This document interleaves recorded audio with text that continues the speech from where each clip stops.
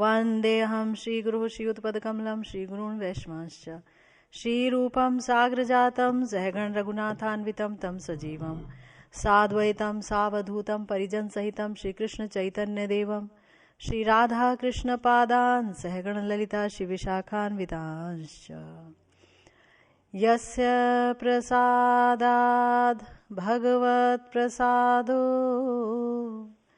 यस्या प्रसादान्न गतिः कुतोऽपि ध्यायं स्तुवंस्तस्य यशस्त्रिसन्ध्यां वन्दे गुरोः श्रीचरणारविन्दं नमो महावदान्याय कृष्णप्रेमप्रदायते कृष्णाय कृष्णचैतन्य नाम्ने गौरत्विषे नमः। हे कृष्ण करुणा सिंधु दीनबंधु जगत्पते गोपेश गोपिका कांत राधा कांत नमोस्तुते। तप्त कांचन गौरांगी राधे वृंदावनेश्वरी वृषभानुसुते देवी त्वं नमामि हरिप्रिये। जय रूप सनातन भट्ट रघुनाथ श्रीजीव गोपाल भट्ट दास रघुनाथ। এই গোসাইর করি চরণ বন্দন जहाँ হইতে বিঘ্ননাশ अभीष्ट पूरण वाञ्छाकल्पतरुभ्यश्च कृपा सिन्धुभ्येव च पतितानां पावनेभ्यो वैष्णवेभ्यो नमो नमः। हरे कृष्णा कृष्णा कृष्णा हरे हरे हरे राम राम राम हरे हरे। हरे कृष्णा कृष्णा कृष्णा हरे हरे हरे राम राम राम हरे हरे। हरे कृष्णा कृष्णा कृष्णा हरे हरे हरे राम राम राम हरे हरे। आज नियम सेवा का प्रथम दिन है। बहुत ही सुंदर दिन है और आज के दिन से हम समस्त जो वैष्णव हैं वो भगवान की विशिष्ट सेवा का व्रत लेते हैं। कुछ एक विशेष नियम लेकर के हम भगवान के भजन में रहते हैं। हालांकि वैष्णव तो हमेशा नियम पूर्वक ही भजन करते हैं भगवान का, तो भी ये जो दामोदर मास है, ये जो ऊर्जा मास है, ये जो राधा रानी का मास है जो आज से शुरू हुआ है, ये बहुत ही विशेष मास है। राधा रानी की अनुकंपा हरि भक्ति बहुत ही तीव्रता से मिलती है इस दामोदर मास में, है ना। दामोदर मास यानी कि भगवान ने अपना जो दामोदर स्वरूप प्रकट किया है इस मास में, इस कार्तिक मास में खास तौर से, तो उन्होंने ये दिखाया कि हम क्या हैं, हम हैं भक्त वत्सल, पूरी तरह से भक्त के वश में हैं, भक्त वत्सल हैं, भक्त की भक्ति के वश में हैं। जिसको कोई नहीं बांध सकता उसको भी यशोदा मैया ने बांध लिया। जो असीम है वो किस तरह से ससीम होकर के उनके प्रेम की रज्जू में बंध गया, ये बहुत ही आश्चर्यजनक बात है।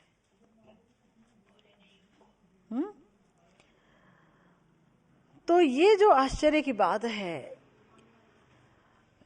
ये जो दामोदर नाम पड़ा है भगवान का, ये भक्तों को एक बहुत बड़ी आस देता है कि भगवान प्रेम के वश में है पूरी तरह से। और इस माह में, इस मास में जो भगवान की सेवा करता है, जो भगवान का कोई नियम लेकर के सेवा करता है, तो यूं तो हरि सबको हरि भक्ति एकदम आसानी से नहीं देते हैं क्योंकि पात्रता ही नहीं होती।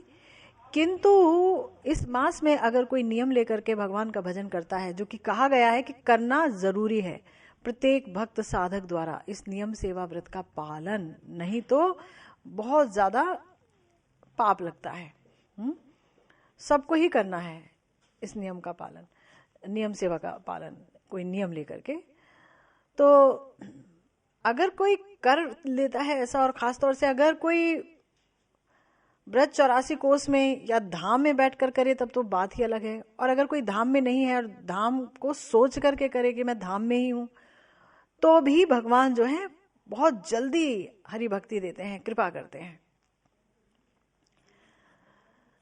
तो ये जो श्री कार्तिक व्रत या ये जो श्री नियम सेवा है, इसमें भक्त को अपना समय अधिक से अधिक हरि कथा श्रवण करते हुए बिताना चाहिए, अधिक से अधिक हरि नाम करते हुए, अधिक से अधिक भगवान का पूजन करते हुए।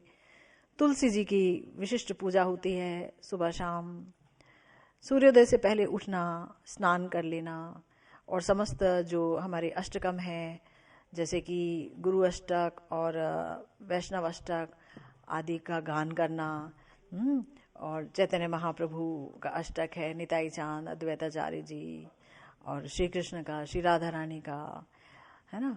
तो इन अष्टकों का जो है गान करना सुबह सुबह, ये बड़ा आवश्यक है। और श्री राधा दामोदर की सेवा अर्चना करना, उन्हें दीप दिखाना, दीप दान बहुत जरूरी है। तो एक नियम लीजिए या अनेक नियम लीजिए, और इस तरीके से अगर आप भजन करेंगे, और दामोदराष्टक का गान भी बहुत जरूरी है। कुछ चीजें हैं जो कि हमारे शास्त्रों में कही गई कि अगर कोई इस नियम का पालन नहीं करता है, मतलब कार्तिक व्रत में या नियम सेवा व्रत में कोई व्रत लेकर के पालन नहीं करता है, तो उसे ब्रह्मघाती, गौघाती, स्वर्णापहारी और मिथ्यावादी का पाप लगता है ना। तो अनेक प्रमाण के ऐसे शास्त्रों में अनेक प्रमाण हैं। अभी क्योंकि समय इतना नहीं है तो प्रमाण तो हम नहीं दे रहे हैं, लेकिन तो भी बता रहे हैं कि जो है इस व्रत का पालन करना बहुत जरूरी है। कुछ चीजें बताया गया कि इसमें आहार कम करें और अन्य समयों से अधिक नाम संकीर्तन करें, परिक्रमा करें, नैवेद्य आदि भगवान को अर्पण करें, तेल मालिश नहीं करनी है, तेल नहीं लगाना है इस माह में, नाखून नहीं काटने हैं, कांसे के बर्तन में भोजन नहीं करना है, सेम, बैंगन, परवल, रमास की फली आदि ये सब ना खाएं और हजामत ना करें। ये बताया गया। और अगर कोई भगवान की लीला स्थली में ये नियम सेवा का व्रत पालन करता है तो उसको बहुत ही जल्दी सुदुर्लभा हरि भक्ति मिल जाती है। तो आशा है आप सब लोग उत्साह के साथ इस नियम सेवा का पालन करेंगे। और इस सुअवसर पर हम सोच रहे हैं कि जो है एक विशिष्ट श्रृंखला प्रस्तुत की जाए नियम सेवा के दौरान, और वो है हमारे श्रीपाद नरोत्तम दास ठाकुर महाशय द्वारा रचित प्रार्थना पर चर्चा। बड़ी सुंदर व्याख्या की है हमारे गुरुदेव ने श्री नरोत्तम दास ठाकुर महाशय की प्रार्थनाओं पर। श्री ठाकुर महाशय की जो प्रार्थनाएं हैं वो बहुत ही सुंदर हैं, बहुत ही सुंदर हैं, और उन प्रार्थनाओं को समझना बहुत आवश्यक है। अगर हम उन प्रार्थनाओं को समझ पाते हैं तो हम उन प्रार्थनाओं को रेलिश कर पाएंगे, उसका आस्वादन कर पाएंगे। रोज जब हम शाम को बैठें संकीर्तन करने के लिए तो कुछ एक प्रार्थनाएं भी गानी चाहिए नरोत्तम दास ठाकुर महाशय की, तो उसका एक अलग असर होता है हमारे हृदय में। क्योंकि नरोत्तम दास ठाकुर महाशय तो स्वयं नित्याई चांद ही है ना, नित्यानंद प्रभु ही हैं जिनके लिए महाप्रभु प्रेम रख करके गए थे नरोत्तम दास ठाकुर महाशय के लिए, तो वो प्रेम प्रदाता भी हैं। तो आज हम शुरू कर रहे हैं सम प्रार्थनात्मिका प्रार्थना पर, है ना। श्रीपाद नरोत्तम दास ठाकुर ने बड़ी प्यारी प्रार्थना लिखी है एक, और ये प्रार्थना बहुत ही सुंदर है। इसका आस्वादन करते हैं, आइए। गौरांग बोलीते हबे पुलक शरीरा, हरि हरि बोलीते नयने बहे नीरा।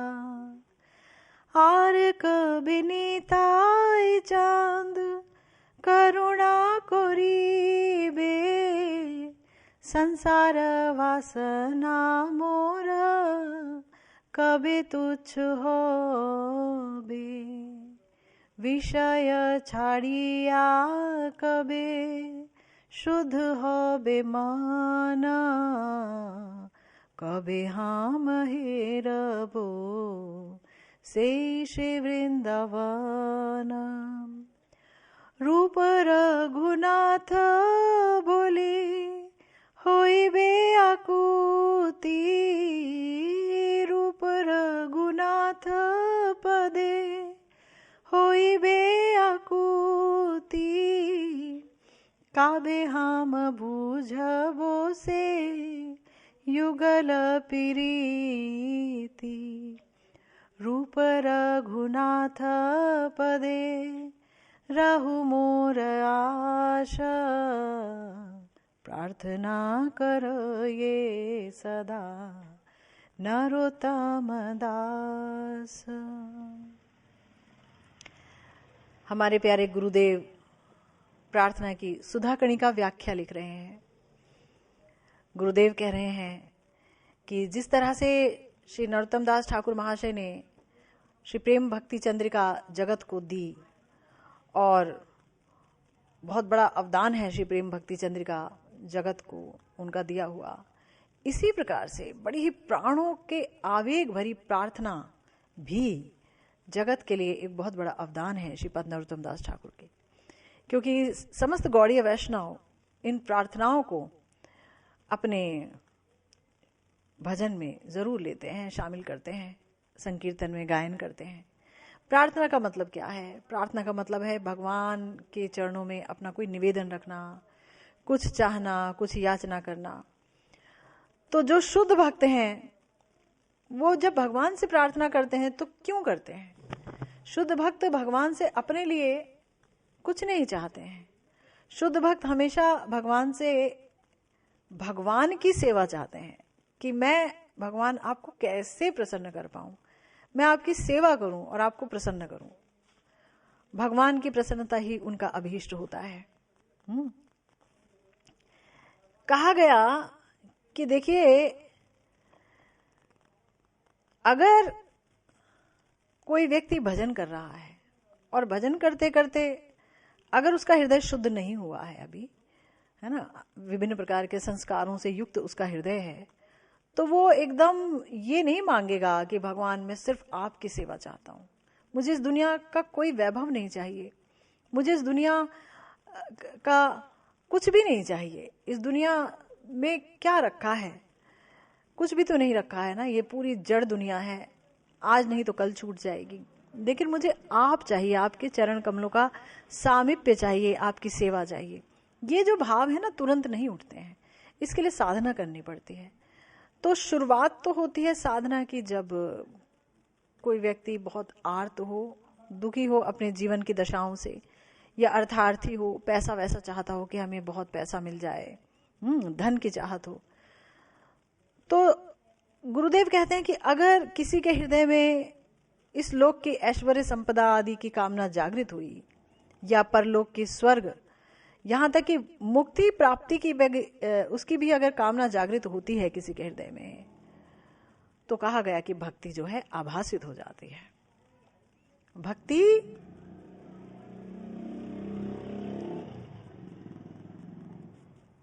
शुद्ध भक्ति नहीं रहती है। भक्ति क्या हो जाती है? आभासित, यानी भक्त्याभास हो जाता है कि भक्ति तो दिख रही है कि हो रही है, लेकिन वो भक्ति का आभास है। निष्कपट भजन नहीं हो रहा है, भजन में एक कपटता है, स्वार्थ है, स्वसुख की वासना है। और अगर भक्ति आभासित हो गई, हमने उन्हें अपनी भुक्ति मुक्ति फल देने में लगा दिया, तो भक्ति कभी भी अपना जो असली फल है वो नहीं दे पाती है। और वो क्या है? असली फल है प्रेम, भगवान का प्रेम। भगवान का प्रेम ही असली फल है, जो कि भक्ति महारानी हमें एक दिन कृपा करके देंगी। तो अपने सुख के लिए तो कोई अभिलाषा, जो भक्त है परम भावित हो गया भगवान से, उनसे प्रेम करने लगा है, तो उसके हृदय में नहीं उठती है। परंतु फिर भी ऐसा नहीं कह सकते हैं कि जो परम शुद्ध भक्त हैं उनके हृदय में कोई कामना ही नहीं उठती है। नहीं, उनके हृदय में एक ही अभिलाषा होती है, सेवा अभिलाष करे नरोत्तम दास। सदा प्रभु की सेवा में मैं लगा रहूं, मन से, इंद्रियों से, वाणी से, काया से, पूरी तरह से भगवान की सेवा में लगा रहूं, है ना। तो ये जो है, अभी ये जो भक्त हैं अभीष्ट चरणों में इस विषय में सतत प्रार्थना ज्ञापन करते रहते हैं, है ना। भक्त की कातर प्रार्थना, है ना, मतलब भगवान की करुणा कैसे प्रवाहित होगी, प्रार्थनाओं से प्रवाहित होगी। इसलिए प्रार्थना का विशेष स्थान है हमारे इस समाज में। आप देखिए किसी भी धर्म में प्रार्थनाएं बहुत होती हैं, प्रेयर्स कहते हैं उसको, प्रेयर्स। तो कोई प्रार्थना है, कोई कहते हैं कि हम भगवान के चरणों में मतलब अर्जी दे रहे हैं, अर्ज कर रहे हैं आपसे। तो हर जगह प्रार्थना का रोल है ना। लेकिन ये जो प्रार्थना है उसका नेचर अलग अलग होता है। जो स्वसुख में डूबा हुआ है, कुछ चाहता है भगवान से, वो इंसान जो है प्रार्थना कैसी करता है, मुझे ये मिल जाए, वो मिल जाए, ये सब प्रार्थना करता है। तो उससे तो कुछ होगा नहीं, लेकिन ठीक है, हो सकता है धीरे धीरे वो और शुद्धता को हासिल करेगा।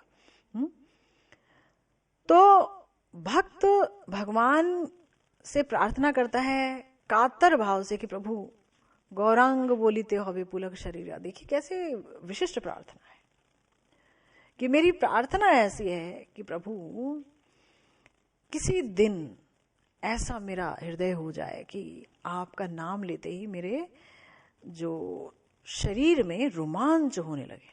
नाम लेते ही गौरांग, देखिए मेरा नहीं हुआ, क्यों? क्योंकि पाप से सना हुआ हृदय है, त्रिताप में जल रहे हैं और देख भी रहे हैं कि जल रहे हैं, तो भी इसी त्रिताप को बढ़ाने वाली चीजें मांगते रहते हैं भगवान से, ये दे दो, ये दे दो, ये दे दो, ये दे दो। तो क्या होता है, त्रिताप बढ़ता चला जाता है। तो फिर कहाँ से भगवान का नाम लेते ही कुछ सिहरन सी होगी हृदय में, कुछ भी नहीं होगा, है ना।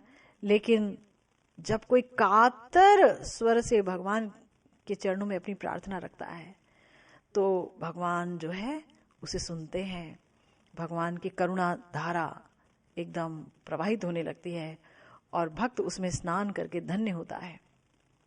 तो ठाकुर महाशय की जो प्रार्थना वाणी है इसी करुणा धारा का मान लो स्रोत है।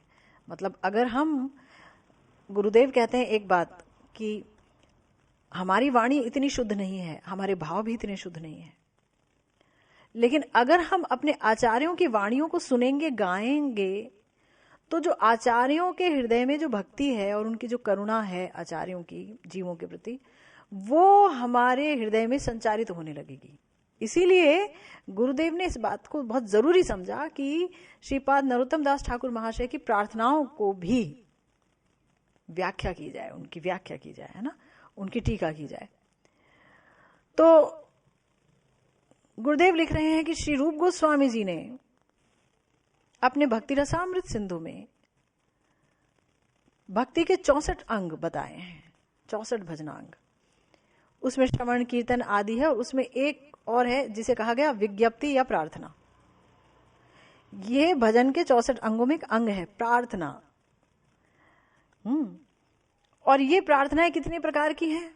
भक्ति रसामृत सिंधु में बताया गया कि ये प्रार्थनाएं संप्रार्थनात्मिका है, दैन्य बोधिका है, लालसामयी है। 3 मुख्य है, ऐसे तो अनेक भेद हैं, पर संप्रार्थनात्मिका, दैन्य बोधिका और लालसामयी है, 3 तरह की। तो मन बुद्धि आदि को भगवान के चरणों में निष्ठा प्राप्त कराने की प्रार्थना ही संप्रार्थना है। इसलिए ये अजात रति साधक ही है। अभीष्ट की सेवा आदि की प्रार्थना वो लालसामयी है। तो पहली जो संप्रार्थना है वो क्या है कि प्रभु देखिए मेरा मन, मेरी बुद्धि ये तो विषयों में लगी पड़ी है ना। अब हमारे यहाँ पर जब ये कह रहे हैं कि आर कबे निताई चांदेर कृपा होबे, संसार वासना मोर हाँ कब तुच्छ होबे। मेरा जो संसार वासना है वो कब तुच्छ होगी, जब निताई चांद की कृपा होगी। तो निताई चांद की कृपा ही कब होगी, है ना। अब नरोत्तम दास ठाकुर महाशय के हृदय में कोई संसार वासना नहीं है। जिसके हृदय में भगवत प्रेम अपनी जगह बना लेता है, वहां पर संसार की कोई वासना रह ही नहीं सकती है ना। अब जहां पर स्वाद ही स्वाद हो, वहां पर जो रूखापन है या जो बेस्वाद चीज है वो कहां रहेगी। जहां धन ही धन है वहां गरीबी नहीं रह सकती। जहां पर रोशनी ही रोशनी है वहां अंधकार नहीं रह सकता। जहां सूर्य है वहां अंधकार नहीं रह सकता। तो जहां कृष्ण प्रेम है तो उसकी जाति है कृष्ण प्रेम की कि वहां पर विषय वासना रह नहीं सकती। तो नरोत्तम दास ठाकुर महाशय के हृदय में कोई विषय वासना नहीं है। लेकिन तो भी उनके हृदय में एक निष्ठा है। क्या निष्ठा है? भगवान के भक्तों को बताने की निष्ठा है कि देखो ऐसे भगवान से प्रार्थना करनी चाहिए। मन बुद्धि को भगवान के चरणों में निष्ठा प्राप्त करने की प्रार्थना कि प्रभु मेरा मन नहीं लगता है, विषयों से आक्रांत है मेरा मन बुद्धि और इंद्रियां मुझे विभिन्न डायरेक्शंस में खींचती हैं। आप मेरे मन को, मेरी इंद्रियों को अपने चरणों में लगाइए। ये एक संप्रार्थना है। ये अजात रति भक्त की होती है। वो देख रहा कि अभी मेरे हृदय में तो कुछ हुआ नहीं, कोई प्रेम आया नहीं है। दूसरी प्रार्थना बता रहे हैं गुरुदेव, वो है लालसामयी प्रार्थना। लालसामयी प्रार्थना क्या होती है?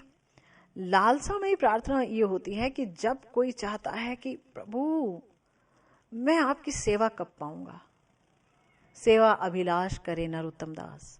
सेवा और सिर्फ सेवा में ही मन बुद्धि प्राण लगे रहते हैं कि मैं कब प्रिया प्रियतम की सेवा पाऊंगी, कब होगा, है ना।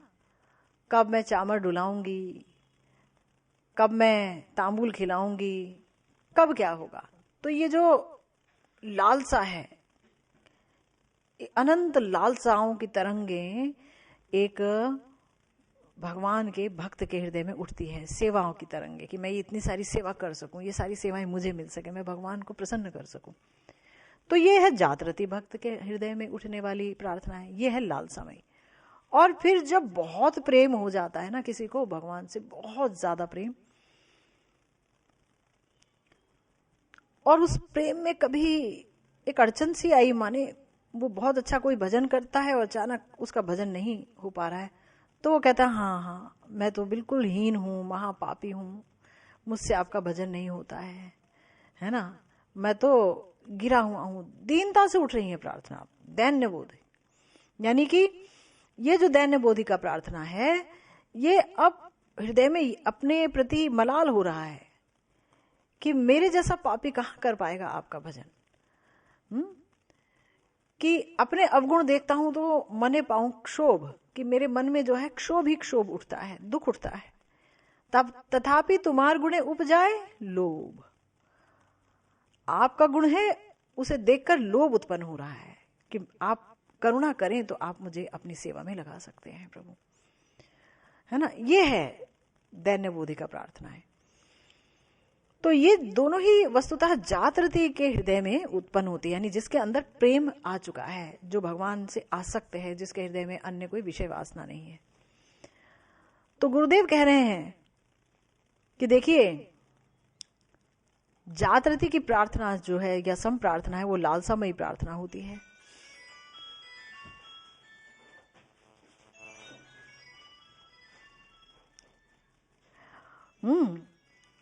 और ये जो लालसा है ये वैधि भक्ति में नहीं उठती है। वैधि भक्ति में तो क्या उठता है कि हाँ हमें जो है 84 लाख योनियों में जन्म ना लेना पड़े, हमें जो है कोई स्थावर और जंगम कोई भी योनि नहीं चाहिए, नरक नहीं जाना है हमें। तो एक शास्त्र शासन के भय से प्रार्थना होती है कि हाँ हम जो है आपका भजन कर पाए, इसकी शक्ति देना हमें, कि मन में आपके प्रति विश्वास रहे, श्रद्धा रहे, बस ये लालसा नहीं रहती कि हाय कब सेवा मिलेगी प्रियाजू, कब आपके चरण की अरुणिमा का दर्शन, उसका अनुभव मैं कर पाऊंगी। ये ऐसी ही लालसामयी प्रार्थना नहीं उठती है। ये उठती है रागानुग जो भक्त हैं उनके हृदय में। लालसामयी प्रार्थना, दैन्य बोधिका प्रार्थना है, उनके हृदय में उठती है। तो गुरुदेव कह रहे हैं कि देखो भाई, जो वैदिक भक्ति के प्रकरण में संप्रार्थना और लालसा का विवरण दिया जाता है, परंतु उसका उपयुक्त स्थान रागानुगा भक्ति में ही है। हमारे जो ठाकुर महाशय हैं वो क्या हैं? प्रेम की मूर्ति और रागानुगा भक्ति के आचार्य हैं। इसीलिए उनकी संप्रार्थना, दैन्य बोधिका आदि विज्ञप्ति सभी प्रगाढ़ लालसामयी है। चाहे वो संप्रार्थना करें, भगवान को बोल रहे हैं कि गौरांग बोलिते हबे पुलक शरीर, है ना।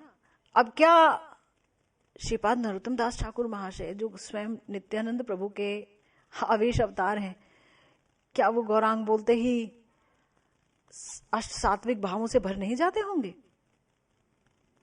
ऐसा कैसे हो सकता है? हम तो सुनते हैं जब हमारे नरोत्तम दास ठाकुर महाशय भगवान का, गौर का भजन करते थे तो इतने आवेश में हो जाते थे, इतने आवेश में आ जाते थे कि लगता था साक्षात नित्यानंद प्रभु वहां मौजूद हैं। और साक्षात नित्यानंद तो हैं ही वो। तो नित्यानंद प्रभु तो गौरांग महाप्रभु के अभिन्न कलेवर हैं। गौरांग महाप्रभु ही नित्यानंद जी हैं और वही नरोत्तम दास ठाकुर महाशय हैं, है? तो वो अगर कह रहे हैं गौरांग बोलिते हबे पुलक शरीरा, तो गुरुदेव कह रहे हैं तो ये मत समझ लेना कि वो ये कह रहे हैं कि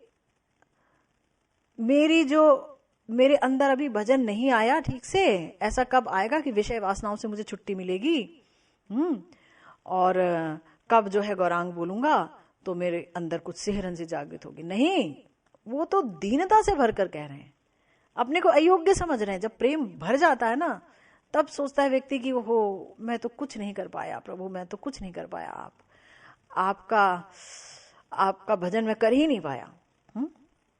ये बड़े ही दुख में आ जाता है वो, है ना। तो कहा गया क्या? कहा गया कि देखिए, ये जो महाशक्तिशाली प्रार्थना वाणी है, ये क्या करती है? ये भगवान की करुणा का द्वार खोल देती है। और चूंकि भजन अनुभवमय वाणी है, इसलिए भाव गंभीर, और थोड़ी भाव गंभीर नहीं, अतिशय भाव गंभीर है, और गहन अर्थ सरसता पूर्ण है ना। गहन अर्थ सरसता पूर्ण। गुरुदेव कहते हैं कि देखिए, ये हमारे ग्रंथकार की महाभाव गंभीर वाणी है,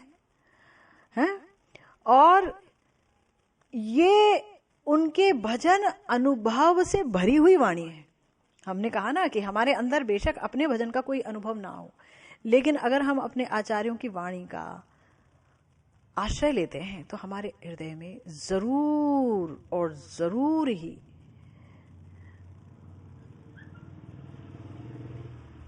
आचार्यों की भजन का अनुभव संचारित होता है ना। तो अब ग्रंथकार महोदय क्या बोल रहे हैं? गौरांग बोलिते हबे पुलक शरीर, हरि हरि बोलिते नयने बहबे नीर, है ना। कि जब मैं गौरांग महाप्रभु का नाम लूंगा तो मेरा शरीर पुलक से भर जाएगा, और हरि हरि हरि हरि बोलते ही आंखें भर जाएंगी, आंखों से नीर बहने लगेगा, वहीं रुकेंगे नहीं, आंसू बहने लगेंगे हरि हरि बोलते ही।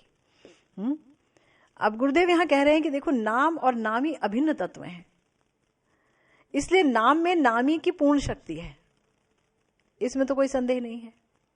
भगवान का हम जितना नाम ले रहे हैं, इसका मतलब हम नामी के करीब हैं। नाम और नामी में कोई अंतर नहीं है, एक ही तत्व है ना। और गौर कौन है? गौर है ब्रजेंद्र नंदन श्री कृष्णचंद्र, और वो प्रेममयी श्री राधा रानी की भाव और अंग कांति को लेकर ही गौरांग हुए हैं। तो उनके हृदय में, यानी उन प्रेम अवतार के हृदय में, यानी गौर हरि के हृदय में क्या है? सदा सर्वदा महाभाव सिंधु का विपुल आलोड़न है सदा। क्यों? क्योंकि भाव किसका है? प्रिया जी का भाव है गौरहरि के हृदय में, ब्रजेंद्र नंदन के हृदय में प्रिया जी का भाव है। भाव माने महाभाव है। तो अगर वहां महाभाव है तो महाभाव का एक बिंदु नहीं है, राधा रानी तो महाभाव से ही बनी है, तो महाभाव का सिंधु है। और सिंधु भी प्रशांत महासागर की तरह शांत नहीं है, तरंगायित है, तरंगों से युक्त है, विभिन्न प्रकार की तरंगे हैं। और श्री अंग कैसा है हमारे गौर सुंदर का? सदा अश्रु, पुलक, स्वेद आदि विभिन्न प्रकार के अष्ट सात्विक भाव से युक्त उनका श्री अंग है। गौर की छवि कैसी देखनी है हमें? कि उनके हृदय में प्रिया जी के महाभाव का सिंधु है और अंग कांति प्रिया जी की है, और ये अष्ट सात्विक भाव ये प्रिया जी के हैं। यानी श्री राधा रानी ही श्याम सुंदर के नाम को लेकर के, श्याम सुंदर की लीलाओं को याद करके जो है वो अष्ट सात्विक भाव से युक्ता है, पर उसका आस्वादन कर रहे हैं ब्रजेंद्र नंदन गौर होकर के। तो गौरांग नाम के उच्चारण के साथ ही साथ उस महाप्रेममय विग्रह की स्मृति में नामोच्चारण करने वाले की देह भी पुलकित होती है।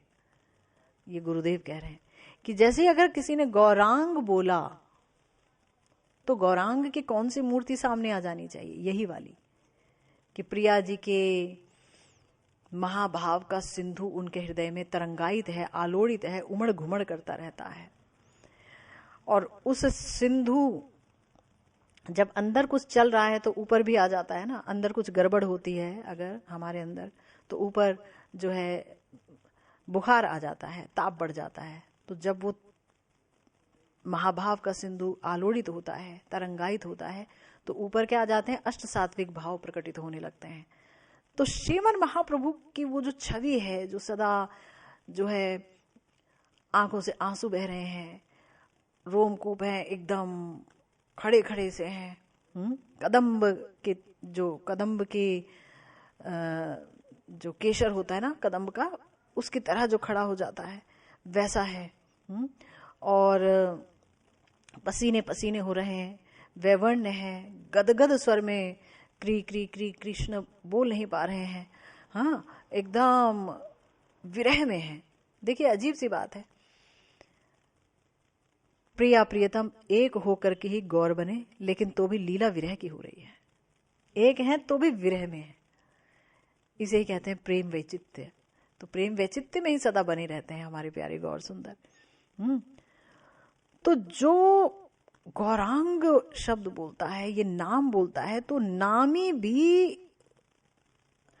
नामी का जो छवि है, नामी की छवि वो पूरी आंखों के आगे से गुजर जानी चाहिए। गौरांग, कौन से गौरांग, है ना? अद्यापि हो देखो चैतन्य नाम जेई लय, कृष्ण प्रेमे पुलक काशु विह्वल से होय।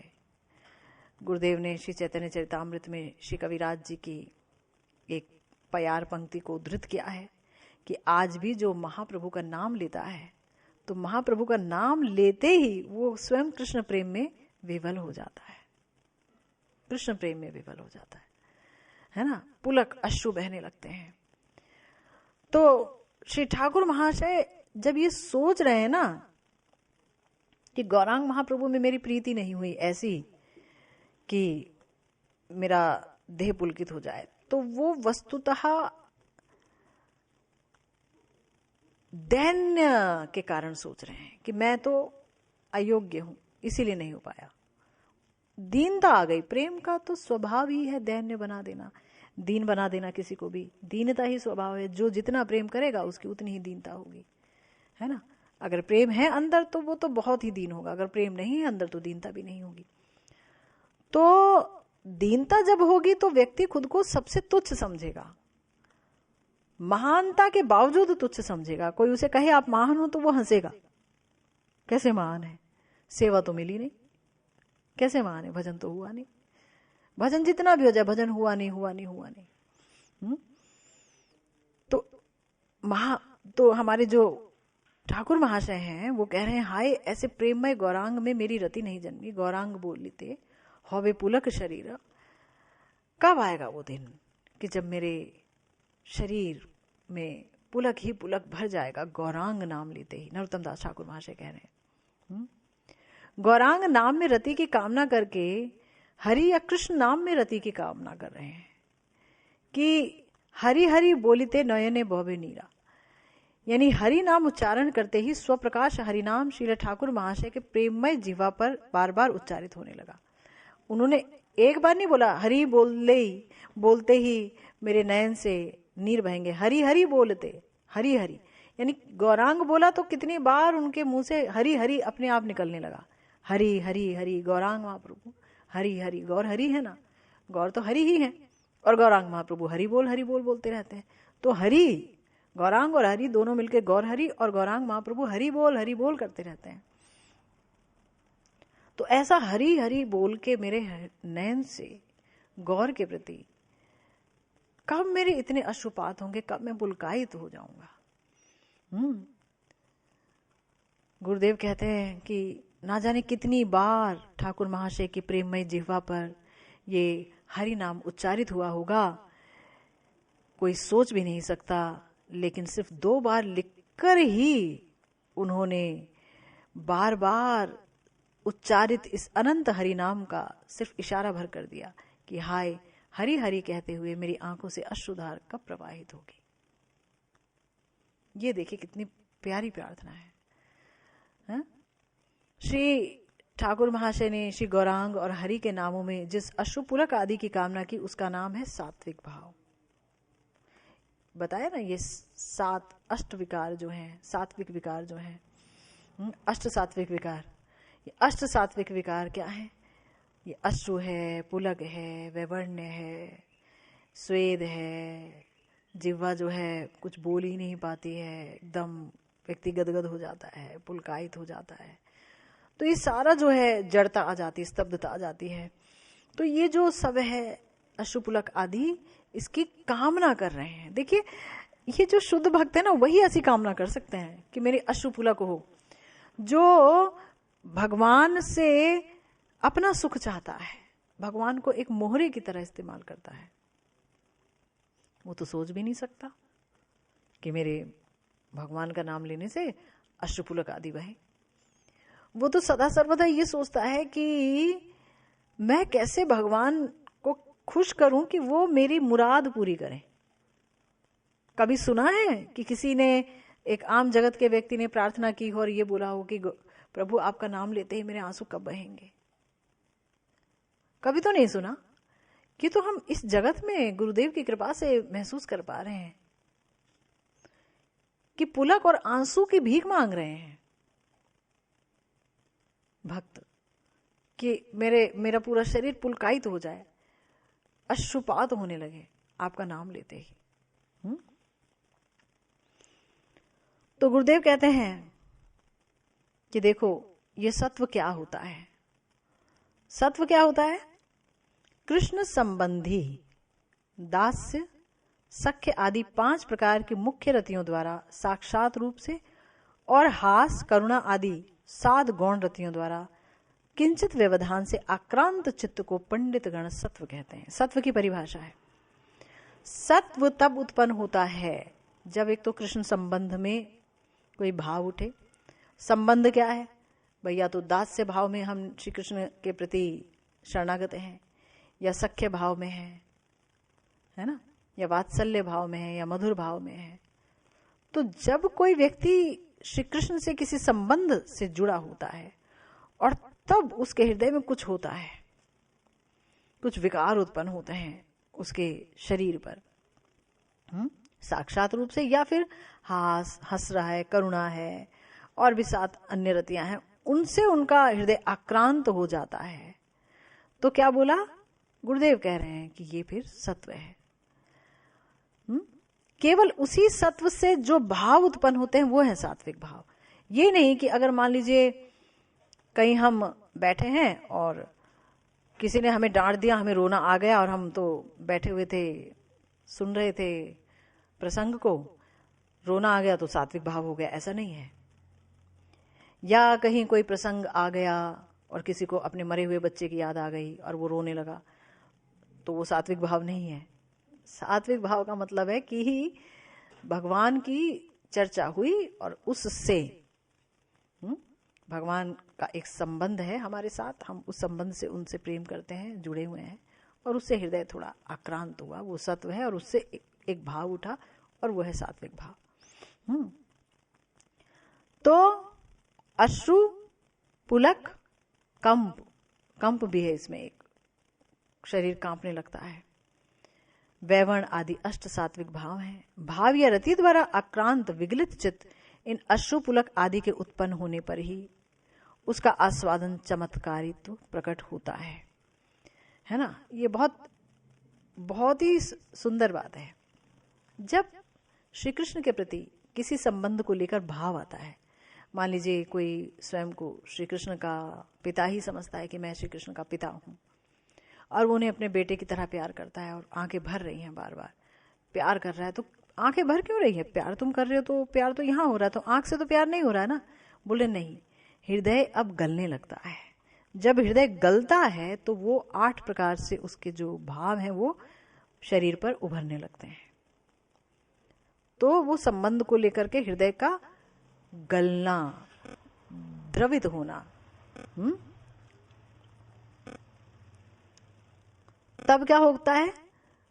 तब जब ये अश्रुपुलक आदि उठने लगते हैं शरीर पर, तो कृष्ण आस्वादन का चमत्कारित्व चित्त को अनुभव होने लगता है।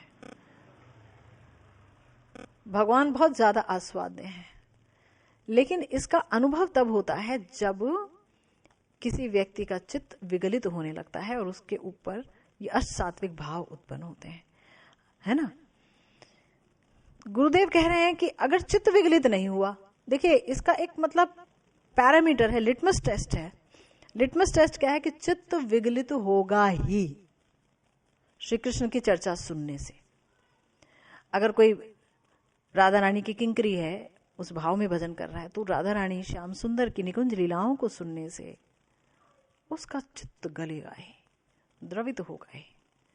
और जैसे चित्त द्रवित हुआ तो अश्रु उठेंगे ही, अश्रु आएंगे ही, पुलकित होगा ही, कुछ ना कुछ भाव उत्पन्न होंगे और जबरदस्त आस्वादन, चमत्कारिता। एक होता आस्वादन होना, एक होता चमत्कारिता होना। यानी कि इसका एक एग्जाम्पल देते हैं गुरुदेव कई बार कि जैसे मान लीजिए आप पानी को अलग पी लीजिए, नींबू अलग पी लीजिए, नींबू अलग खा लीजिए, चीनी अलग खा लीजिए, नमक अलग खा लीजिए, कपूर अलग खा लीजिए, सबका अलग अलग टेस्ट है, पर इन सबको एक साथ मिला दीजिए तो फिर वो रस बन जाता है। वो आस्वादन, उसका आस्वादन चमत्कारिता से भरपूर है कि ऐसा कभी महसूस नहीं हुआ मुझे पहले।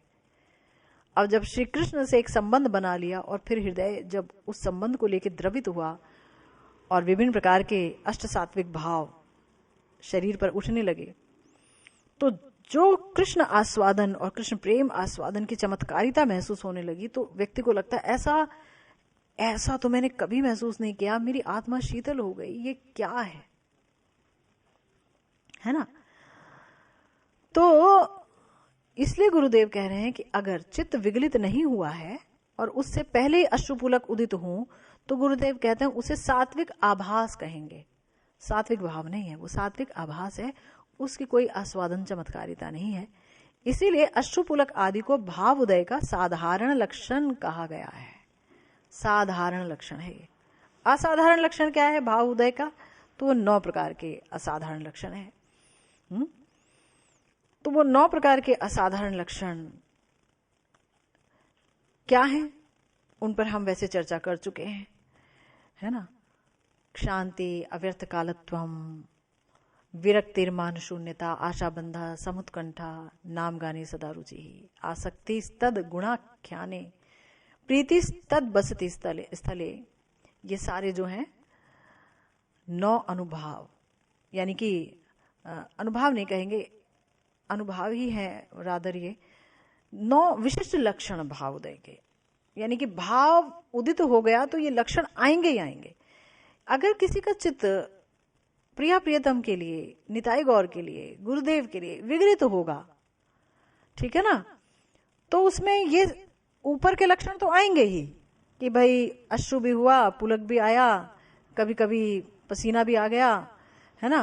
मतलब 9 लक्षण कहीं ना कहीं कम ज्यादा होंगे, या कोई एक लक्षण भी हो सकता है, 2 लक्षण भी एक साथ हो सकते हैं, ठीक है। लेकिन उसके अंदर सच में ही भगवान की रति है या भगवान के प्रति उसके अंदर भाव बन गए हैं, तो उसके 9 परमानेंट लक्षण हैं, 9 पैमाने हैं, 9 कसौटी है जिस पर कसा जाएगा, उसे देखा जाएगा कि वाकई ये जात रति है, वाकई ये श्री कृष्ण के संबंध में ही हुआ। तो पहला है शांति, यानी कि कितना ही दुख क्यों ना टूट पड़े उसका भजन नहीं छूटेगा, कितना भी दुख टूट पड़े उसका भजन नहीं छूटेगा, कैसा भी समाचार क्यों ना मिल जाए उसका भजन नहीं छूटेगा, है ना। ऐसे कई महात्माओं के बारे में हम पढ़ते चले आ रहे हैं, किसी का बच्चा मर गया, वो भजन में थे और उन्हें पता भी चल गया, लेकिन उन्होंने पहले अपना भजन पूरा किया, उसके बाद वो बाहर आए और तब पूछा कि क्या हुआ, है ना। और तब भजन नहीं छोड़ा, भजन जारी रहा, ठीक है। सूतक लग गए तो मानसिक भजन चलता रहा, भजन नहीं छूटा, भजन में रहे। अव्यर्थ कालत्वम, यानी एक क्षण भी वो कृष्ण संबंध के बगैर नहीं गुजारेगा।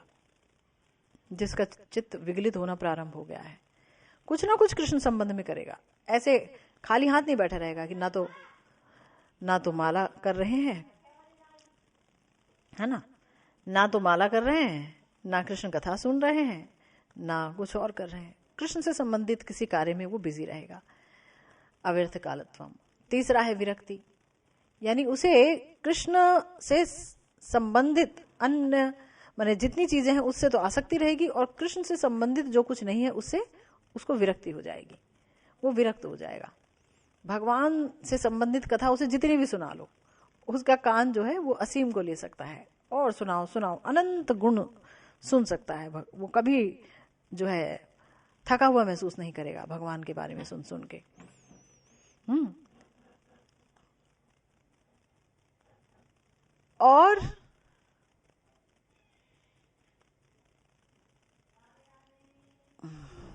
और विरक्ति क्या है कि कृष्ण इतर वासनाएं उसके हृदय में नहीं पनपेंगी। तीसरा है निराभिमानता, है ना। चौथा है निराभिमानता, यानी कि मैं कुछ हूं या मैं भजन कर रहा हूं या मेरे अंदर ये गुण है, वो सोच भी नहीं सकता है, क्योंकि उसकी तो पूरी दृष्टि, पूरा कंसंट्रेशन, पूरी एनर्जी ठाकुर जी के चरणों में रहती है कि इनकी सेवा मुझे किसी तरह से मिल जाए। तो मैं की तरफ तो वो जाता ही नहीं है, तो निराभिमानता होती है उसमें। और आशाबंद, अगर उसे बोल दें भाई तुम किस खेत की मूली हो, तुम्हें कभी नहीं मिल सकते भगवान, तो मानने को तैयार नहीं है। क्यों? क्योंकि गुरुदेव कहते हैं कि तुम अगर भजन करोगे तो भगवान मिलेंगे, है ना। गुरुदेव ने कहा हुआ है, भगवान ने शास्त्र वाक्य बोले हुए हैं, और भगवान करुणामय है, भक्त वत्सल हैं, भक्तों पर दया करते हैं, है ना।